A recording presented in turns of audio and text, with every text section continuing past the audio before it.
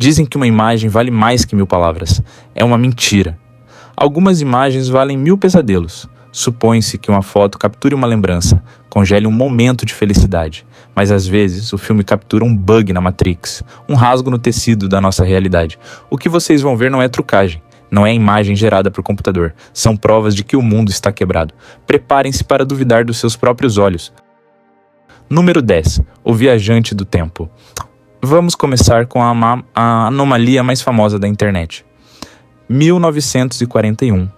Colômbia Britânica, durante a reabertura da ponte South Fork. A multidão é uma massa de cinza e marrom. Os homens usam ternos sóbrios, chapéus de feltro mole e paletós largos. As mulheres usam chapéus cloche. O ar cheira a tabaco e a naftalina de antes da guerra, uma cápsula do tempo perfeita, exceto por um detalhe: um homem. Olhem para ele não está no seu lugar. Ele corta a imagem como uma lâmina de barbear. Alto, descontraído, ele usa óculos de sol com proteções laterais, um estilo que só aparecerá 40 anos depois. Sua camiseta exibe um logotipo impresso, extremamente raro para a época, coberto por um colete de malha com corte moderno. Ele segura uma câmera compacta, pequena demais para a tecnologia volumosa dos anos 40. O mais perturbador é sua atitude. Ele não olha para a ponte. Ele tem essa postura indiferente, quase arrogante, de um millennial acostumado ao conforto moderno. As pessoas ao seu redor, congeladas em sua época, o ignoram, como se seus cérebros se recusassem a processar a anomalia. Os céticos gritam sobre coincidências de vestuário, mas no fundo vocês sentem: esse homem não tem nada a ver com este lugar. É um turista do futuro que veio assistir à história, um grão de areia digital numa engrenagem analógica. Número 9. Os anéis pretos. Uma imagem contemporânea viral que transforma um céu azul tranquilizador numa ameaça opressiva. Imaginem levantar os olhos e ver isto: um anel preto perfeito, sólido, flutuando sobre a sua cidade. Não é uma nuvem, não é fumaça que se dissipa ao vento. É uma estrutura toroidal de fuligem, girando sobre si mesma, desafiando as leis da física atmosférica, vistos em toda parte, sobre a Disneyland, no Cazaquistão, no céu cinzento do Reino Unido. Eles ficam lá, suspensos como auréolas caídas, vibrando com uma energia sombria. Os cientistas nos tranquilizam com explicações técnicas: explosão de transformador, teste pirotécnico, vórtice de fumaça industrial. É a explicação racional, aquela que permite que vocês durmam à noite. Mas olhem o vídeo. O anel parece vivo. Ele tem uma coesão orgânica. Parece uma boca se abrindo para o vazio, ou a íris de um olho gigante invisível que nos observa. Algumas testemunhas falam de um zumbido de baixa frequência acompanhando a aparição, um som que faz vibrar a caixa torácica. Outros os veem como portais, rasgos dimensionais prontos para deixar passar algo. Esses anéis parecem presságios, sinais de fumaça enviados por uma inteligência que não é humana, e eles se multiplicam. Número 8. O monstro de Hook Island. Vocês têm medo do que nada sob seus pés quando não veem o fundo? Esta foto é o seu pior pesadelo. A família Lecerec navega na baía de Stonehaven, na Austrália. A água é cristalina, o sol bate forte, tudo é paradisíaco até que eles olham sob o casco. Uma sombra. Não é uma rocha, não é um banco de algas. Uma massa preta de 25 metros de comprimento, maior que um cachalote, maior que um ônibus. A forma é a de um girino gigantesco. Robert Lecerec tira a foto que assombrará a oceanografia. Distingue-se uma cabeça chata enorme e, sobretudo, olhos. Olhos pálidos no topo do crânio, leitosos e mortos, fixando a superfície. A criatura parecia ferida, imóvel na areia. Quando se aproximaram, a coisa abriu uma boca sem dentes antes de chicotear a água e desaparecer nos abismos. Alguns dizem que era uma lona de plástico lastrada por falsificadores, mas olhem as sombras, olhem a textura gelatinosa da pele. Isso parece orgânico demais para ser falso. Talvez seja um vestígio pré-histórico, um leviatã solitário que subiu das fossas profundas para morrer ao sol, longe dos seus. Número 7. Os círculos de fadas. Direção Namíbia, ao deserto do Namibe. O solo é atingido por uma doença geométrica. Em milhares de quilômetros quadrados, a terra está coberta de manchas circulares perfeitas.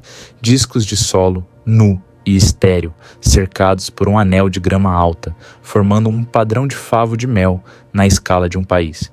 Entrem num círculo, Nada cresce. A terra parece envenenada, amaldiçoada, como se o solo estivesse necrosado pelo toque de um deus furioso. Os cientistas lutam há décadas, cupins de areia, competição de raízes, gás radioativo subterrâneo.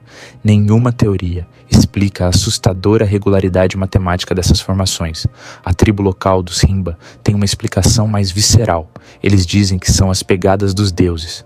Ou pior, bocas. Imaginem que sob a crosta terrestre uma entidade titânica respira. Cada círculo é um poro, uma exalação tóxica que mata a vida na superfície. Quando vocês caminham por lá, não caminham sobre areia inerte. Vocês caminham sobre a epiderme de uma coisa viva que dorme logo abaixo das suas solas, e talvez ela possa sentir o seu peso. Número 6. As esferas de pedra. Na selva sufocante da Costa Rica, a natureza retoma seus direitos. Ela devora as cidades, quebra o concreto, apaga a história. Exceto por estas, mais de 300 esferas de granodiorito. Esta rocha é uma das mais duras que existem, um pesadelo para esculpir, mesmo com ferramentas modernas de aço. No entanto, há milênios, alguém as moldou. Elas são perfeitas, lisas, simétricas. Algumas são tão pequenas quanto uma bola, outras pesam 16 toneladas. Como pôde um povo sem tecnologia avançada, sem laser, sem matemática complexa, atingir tal perfeição geométrica? Nem sinal de cinzel, nenhuma aspereza.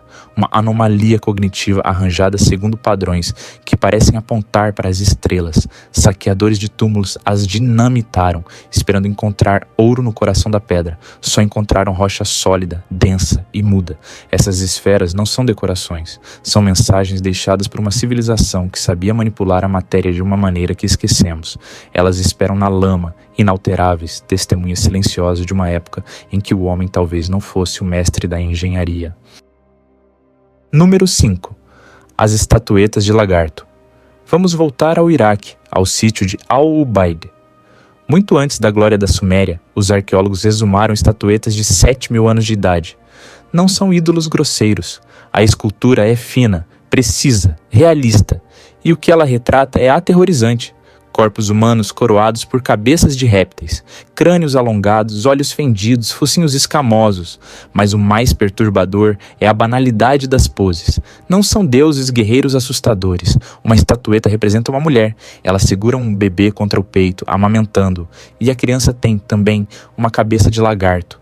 Uma cena de maternidade terna e íntima. Por quê? Por que nossos ancestrais teriam retratado monstros com tanto cuidado e humanidade? A menos que não os vissem como monstros. A menos que tivessem vivido com eles. Esta terracota grita uma verdade perturbadora. Há 7 milênios, o homem talvez tenha convivido com outra raça inteligente. Ou pior, talvez sejamos o resultado de uma mistura genética esquecida. Olhem esses olhos amendoados. Eles se parecem demais com os nossos para serem apenas uma simples fantasia. Interlude. Vamos fazer uma pausa. Sinto vocês tensos atrás da tela. Essas histórias arranham onde dói. A mãe lagarto provavelmente ainda está impressa na sua retina, não é? Vamos brincar um pouco com isso. Dilema do dia. Respondam honestamente nos comentários. Não vou julgar, talvez um pouco.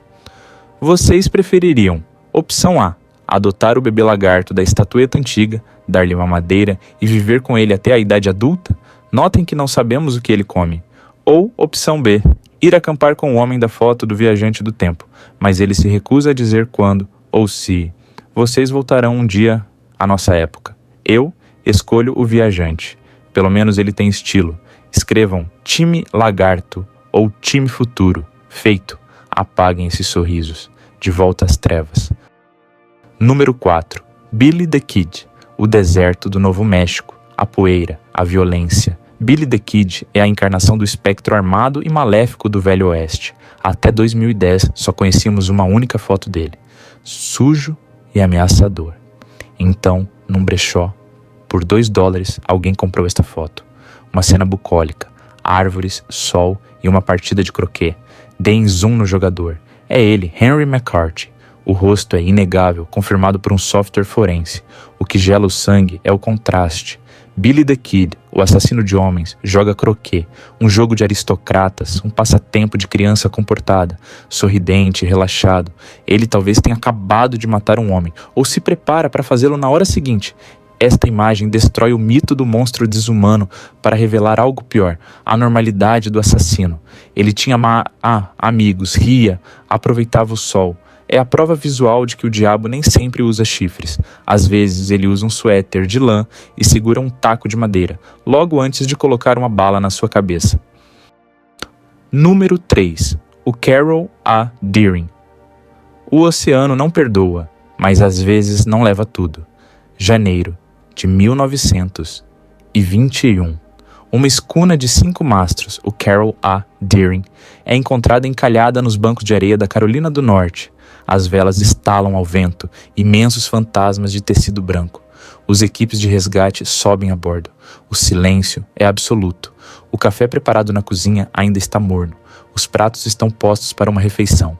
Os pertences pessoais dos marinheiros estão dobrados em seus beliches, mas não há ninguém, nem um corpo, nem um sinal de luta, apenas um gato, único sobrevivente, miando de terror nos corredores vazios. O leme está quebrado, os botes salva-vidas desapareceram, o que pôde empurrar uma tripulação inteira de veteranos do mar a abandonar um navio robusto em plena refeição para pular no Atlântico gelado. Um motim, piratas ou uma loucura coletiva. Um medo tão intenso que tornou a morte por afogamento preferível ao que se encontrava a bordo. O navio ficou lá, carcaça vazia, guardando seu segredo até que o mar o destroçasse. Número 2. O filme de Patterson Gimlin, O Encontro, o santo graal da criptozoologia, o minuto mais controverso do século XX. 1967. Bluff Creek. Roger Patterson filma uma silhueta caminhando no leito seco de um rio. Bigfoot, Sasquatch, chamem-no como quiserem. Esqueçam as zombarias. Olhem a biomecânica. Hollywood não sabia fazer isso naquela época. Olhem a massa muscular sob a pelagem.